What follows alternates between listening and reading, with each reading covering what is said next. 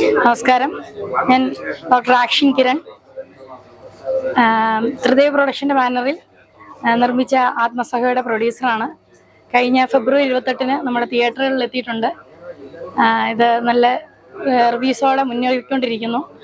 എല്ലാവരും തീർച്ചയായിട്ടും പോയി കാണണം. ഇത് ഒരു കംപ്ലീറ്റ് ഫാമിലി കോമഡി എൻ്റർടൈനറാണ്. ഇത് ഡയറക്റ്റ് ചെയ്തിരിക്കുന്നത് ഡോക്ടർ ഗോപു കിരണാണ്.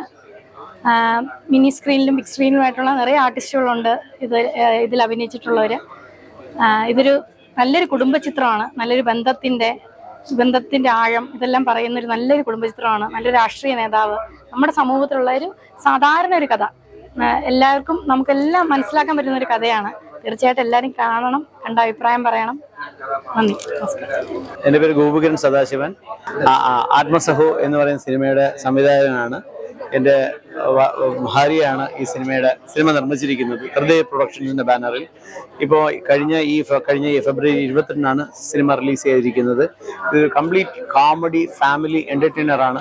ബിഗ് സ്ക്രീനിലും സ്മോൾ സ്ക്രീനിലും ആയിട്ട് നിങ്ങൾ കണ്ടിട്ടുള്ള എല്ലാ ക്രീം ഓഫ് ആർട്ടിസ്റ്റ്, അത് ചെറിയ സിനിമയാണെങ്കിലും വലിയ